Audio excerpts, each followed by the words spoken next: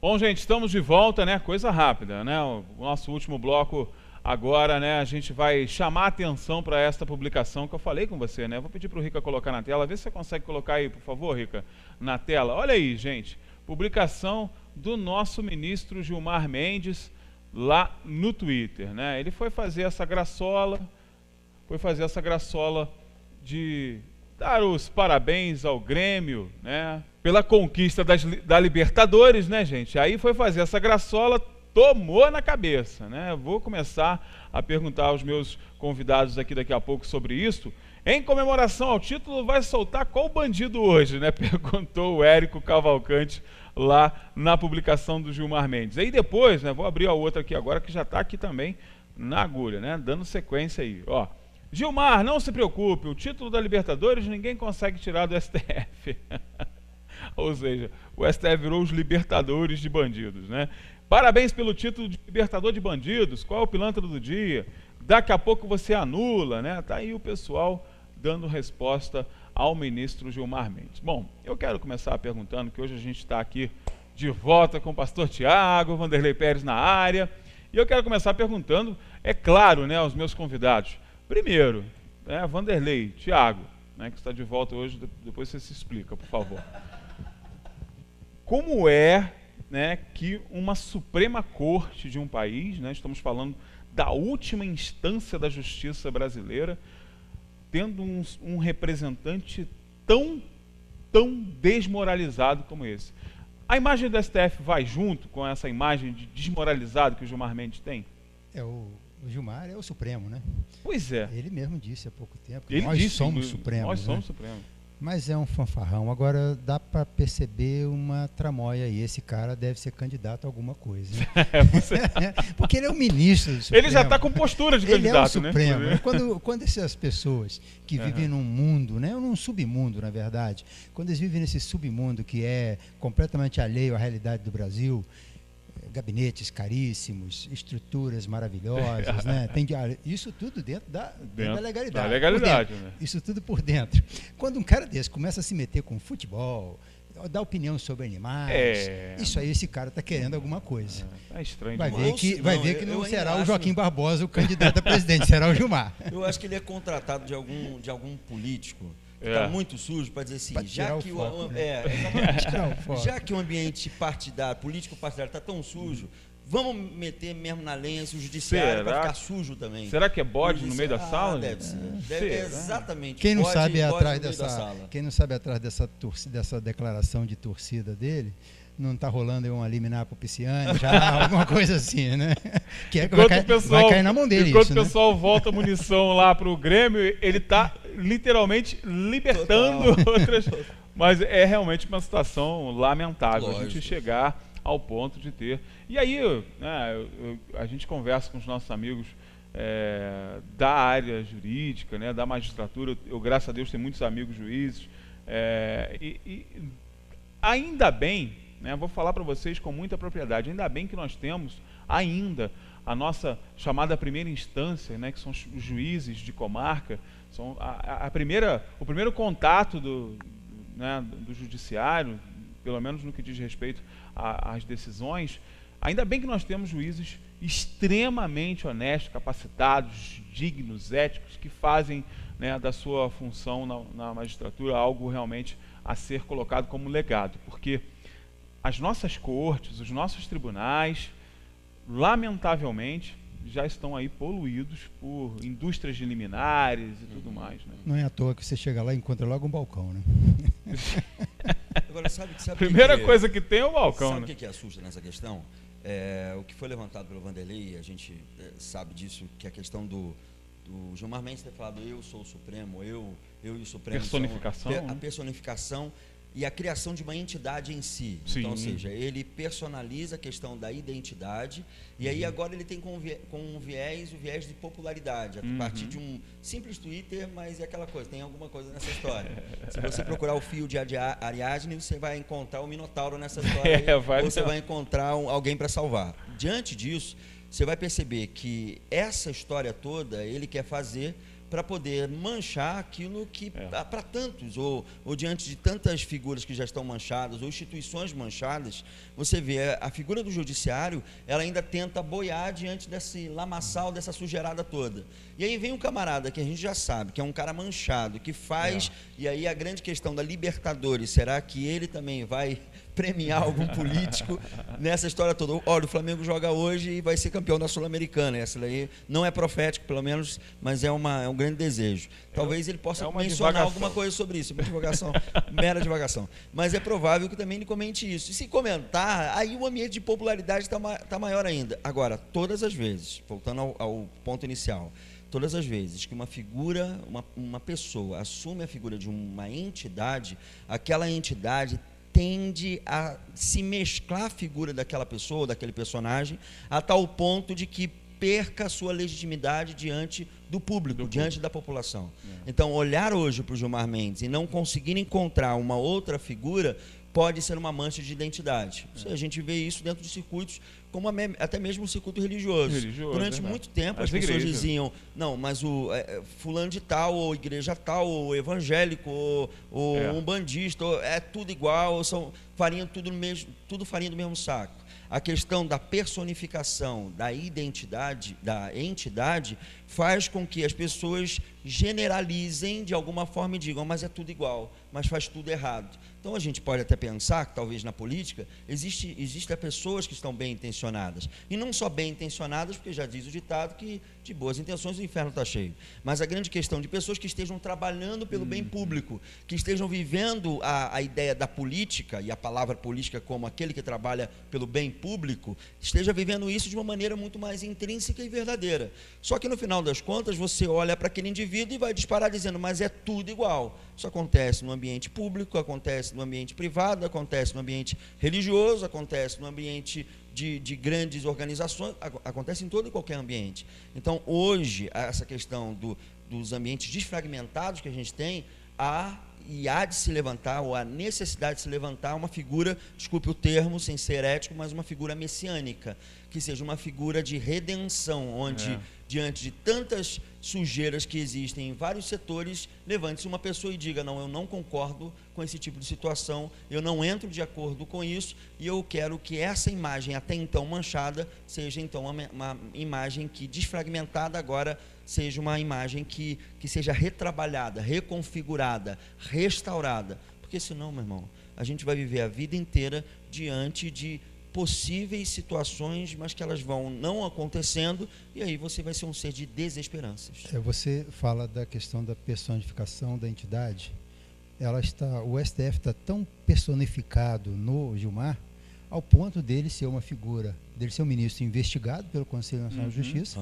Existe um procedimento, que a gente ouviu falar desse procedimento há cerca de um mês e meio, que já deveria ter dado em alguma coisa, e até agora não deu em nada. Né? Então ele precisa trazer, quando ele faz essas exposições, ele expõe a entidade que ele representa, a instituição que ele representa, e ele traz essa instituição para o nível dele.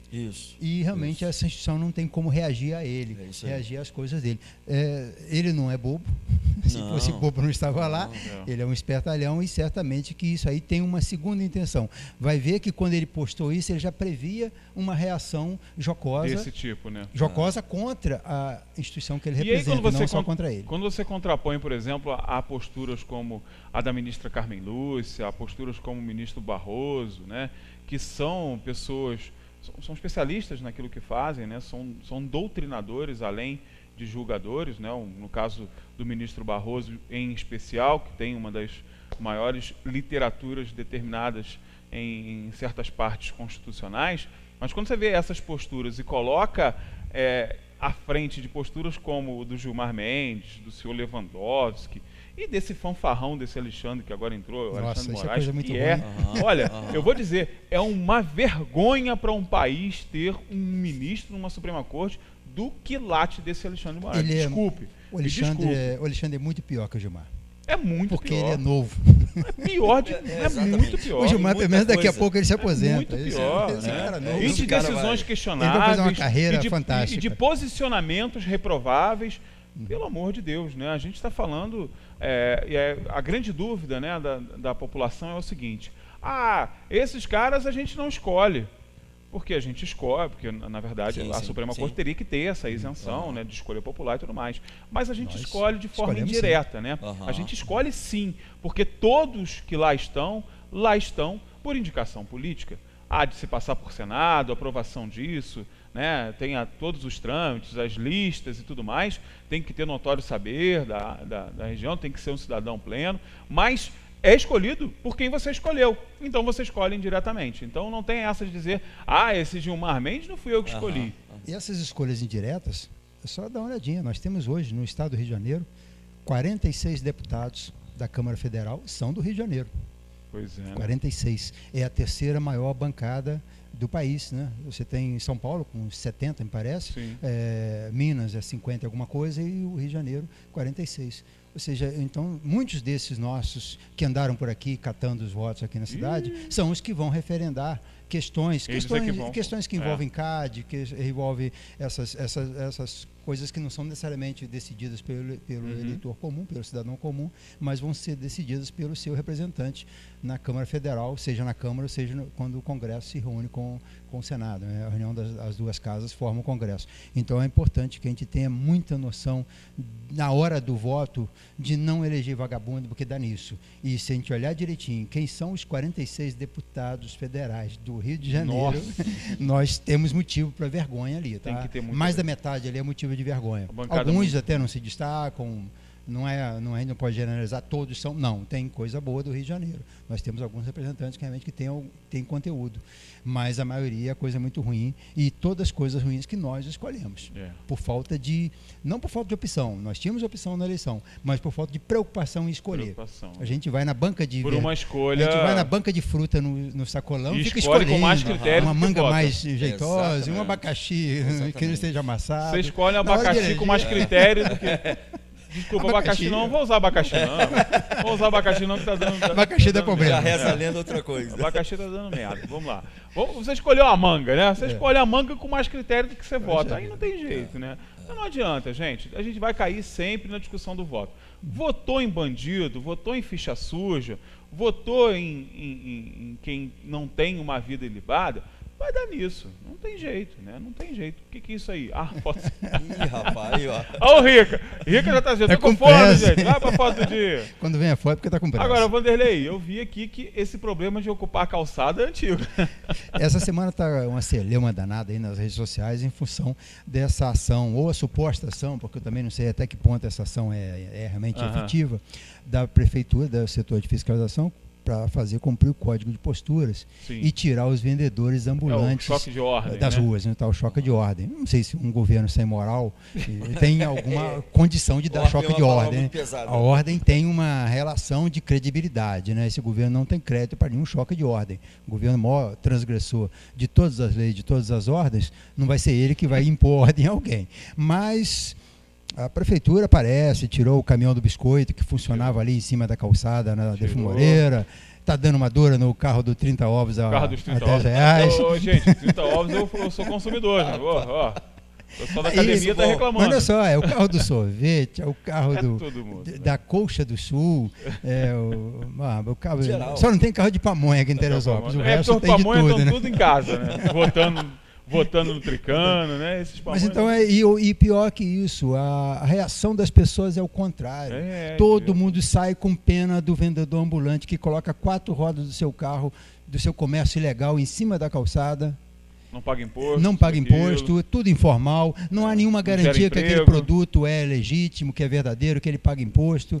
Não há nenhuma garantia de que aquele item que você compra, aqueles 30 ovos ali, uns 10 deles não estejam podres, estejam vencidos. Né? Não há nenhum, o comércio formal existe, a vantagem dele é essa. Você tem uma vigilância sanitária em cima, você tem uma fiscalização em cima, você tem um louco que levanta uma porta de aço todo dia e no fim do mês contribui com seu maior sócio, que é o governo federal, com seus impostos, você contribui com tudo, e qualquer deslize que ele der, ele vai ser chamado de empregador escravo, de sonegador, ele vai agregar o seu CPF a um CNPJ. Quem hoje tira um CNPJ é um herói, tem que ser tratado como o maior cidadão brasileiro, porque é quem sustenta essa máquina pesada e que sustenta todos esses vícios e esses costumes que existem hoje no Brasil, né? Mas a população é muito solidária ao ambulante, porque vê nele uma pessoa sofrida, uma pessoa necessitada como ele, como ela. Então é complicado, eu acho que a gente tem que reavaliar aí essa questão quando a prefeitura vem com ações que são necessárias, tirar esses itens de cima da calçada, forçar as pessoas a se formalizarem, né? Isso é muito importante. E no caso de Teresópolis, a gente tem uma cultura que, pela foto, mostra bem, né? Essa fotografia é dos anos... Isso é dos anos 50. Ele é uma propaganda diretora da UDN.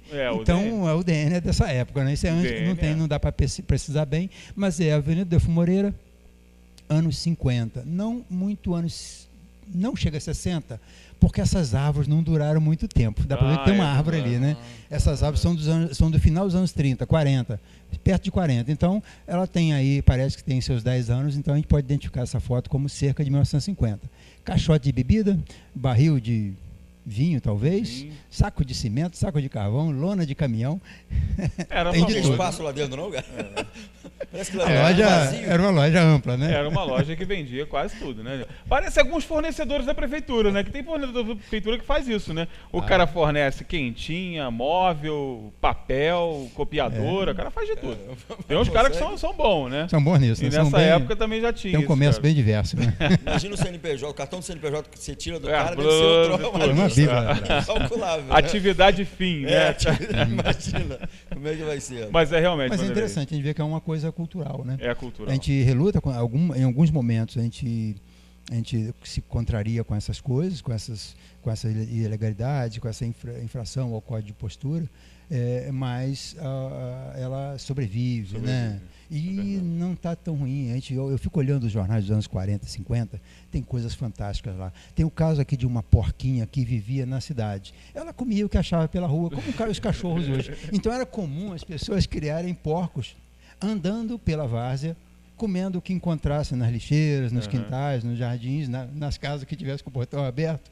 Mas isso aí não é em 1800, na época do macho, na época dos escravos, não. Isso é cerca de 60 anos atrás só, né? Então, ou seja... Isso acontece até hoje no sertão do Nordeste. Lá, se não houvesse uma reação da sociedade contra essas coisas, nós estaríamos com esses animais soltos nas ruas, alguns, né, ainda continuam soltos. Aí os cavalos, de vez em quando a gente encontra um, lá na frente, que absurdo, aquele povo dos anos 2017 deixava cavalo andar solto na rua. Né? Mais à frente, talvez a gente se evolua e veja que isso está errado. Mas isso está errado, gente.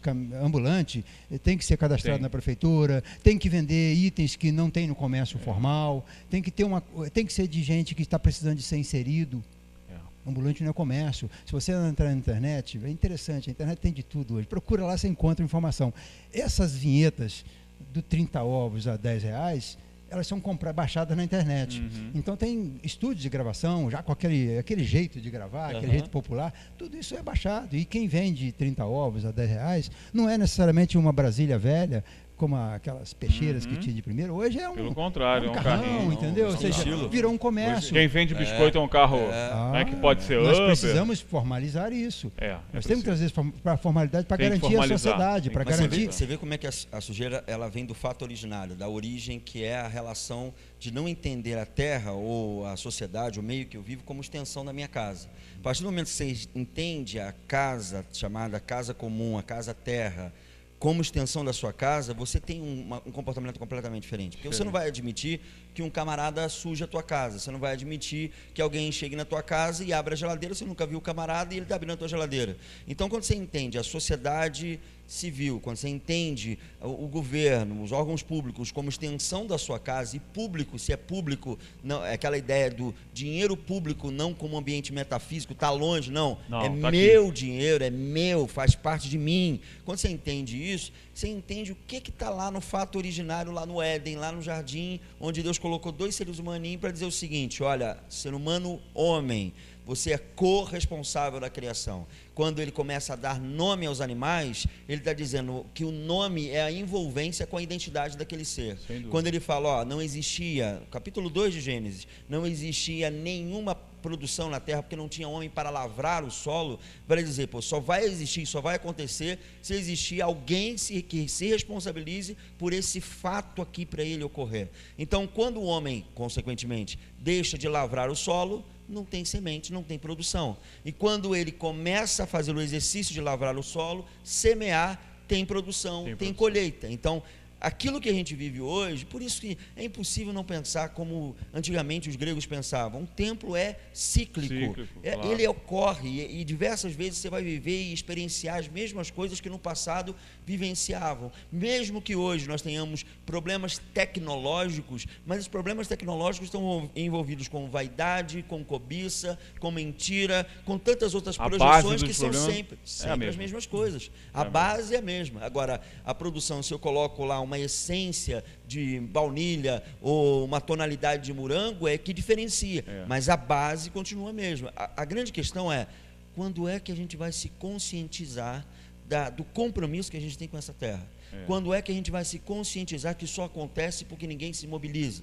Quando é que a gente vai se conscientizar de que o que eu hoje estou sofrendo é porque eu fiz alianças e acordos passados que hoje me fazem viver uma experiência que eu não esperava, porque para mim tudo ia dar certo sempre. Aquele político que eu fiz aquela aliança, que me deu aquela determinada terra, ou aquele determinado emprego, hoje é o camarada que é corruptor, e faz com que tudo que aconteça hoje aconteça de mal a pior. Ah, mas como é que eu não vi isso? Como é que você não viu isso? Porque você só olhou no seu olhar umbilical, você só olhou para o momento, naquela instância, aquela situação, aquela grande questão.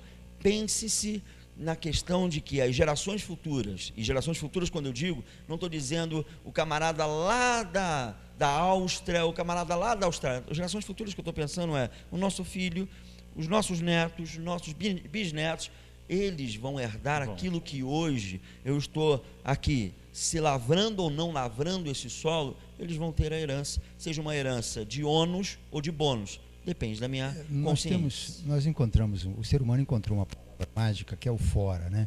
Então, ou seja, ele não se importa com o que está fora do meio dele, sem entender que o que é fora seu, para você, está dentro para alguém, né? Então, os problemas de uma cidade são de toda a cidade. Sim. Então, o que foi construído, o que foi reservado para ser uma calçada, é do pedestre, não é do carro, não é da mercadoria em exposição. Sim. O que foi reservado para ser um comércio, que são as lojas com portas de aço, as salas comerciais, devem ser comércio. Então, a venda ambulante, essas situações são aceitáveis a partir de uma necessidade de inserção social, uma necessidade de atender um serviço emergencial. Vai ter um evento na Praça Olímpica, precisa de um comércio lá de ambulante de cerveja. Sim, né? Você tem a venda ambulante, mas você tem que tirar isso da... Mas não uma oportunidade de negócio. Não um negócio. Né? Quando vira vou negócio... pagar menos imposto, vou ter, né, a capilaridade ali. Desses ambulantes presos, o advogado vai na delegacia, gravou até um vídeo sobre isso, interessante, o advogado desenrolado, fala direitinho, ele fez a faculdade direitinho. Só que ele diz o seguinte: não, o meu cliente tem o direito porque ele não vende na rua, ele vende de porta em porta. Ora, mas para chegar nas portas das pessoas, ele passa pela rua. Não tem jeito. E que história é essa de porta em porta com um carro de som gritando a venda de um produto? Isso não é porta em porta, isso é venda ambulante. Isso é venda ambulante. A gente tem uma necessidade de burlar, né? O jeitinho brasileiro faz o seguinte, é como se, imagina comigo isso, se você está abrindo uma porteira para um boi passar, só que a boiada toda está vendo que é uma oportunidade, meu irmão, não sai só um boi, não, sai a boiada inteira junto. Então, sabe o que eu quero dizer com isso? Um ambiente que legitima um fato, ele vai abrir uma porteira para que os demais ambientes de corrupção ou de sujeira saiam junto, cara. Então, assim, a grande questão é, pense que não é o fora, está dentro dos limites chamados sua casa, casa comum. E aí eu vou ampliar que o problema não é só um problema político, não é um problema só de quem está sentado naquela cadeira ali, mas é um ambiente, um problema que é um problema nosso, de sociedade, comunidade terosopolitana, onde olha para o que está acontecendo, mas não tem problema nenhum, você vai achar que é idiota o que eu vou dizer, mas que não tem problema nenhum de jogar uma balinha ou um papelzinho de bala no chão. Mas sabe o que acontece? Aquilo se torna uma gestão e aquela questão cultural incutida na cabeça daquele camarada, o camarada ele só legitima as outras porteiras abertas. Não vai conseguir onde mudar. Passa um boi, passa uma boiada. Passa a boiada. E a gente precisa controlar essa boiada, né? Vamos controlar essa boiada que está passando e muito, né? A gente está ficando para trás. E tem uma boiada que rendeu um bife e o Ricardinho tá com pressa. Fala em bife não que o Ricardo bate na gente. Vai lá, meu irmão, vai comer, pô. Gente, agradecer demais novamente, pastor Tiago, sempre um grande prazer te receber, seja bem-vindo de volta. Obrigado. Chefe também, amanhã está aqui comigo de novo, né, Vanderlei? Certamente, cá estaremos. Cá estaremos, né? E para você que nos acompanhou até agora, muito obrigado pela sua participação, muito obrigado pela sua audiência, né? A todos que nos acompanham pelas redes sociais, né? Seja pelo YouTube, seja, né, pelos nossos canais interativos. Sempre lembrando, né, quer nos acompanhar ao vivo todos os dias, de segunda a sexta-feira, de 10 ao meio-dia, você nos encontra aqui ao vivo. Mas se você quiser nos acompanhar também, né, nas nossas reprises e redes sociais, seja bem-vindo. Também funcionam os nossos canais de interação nesses horários. Então fique à vontade, a casa é sua, participa com a gente. Olha, uma excelente quinta-feira para você, que ela seja muito proveitosa, que você consiga alcançar seus objetivos. Amanhã a gente está de volta e eu espero contar com a sua presença, é claro. Grande beijo, até a próxima. Oferecimento Segue Rio. Gás natural canalizado. Fornecimento contínuo de qualidade de vida. Hospital São José. Tudo pela vida.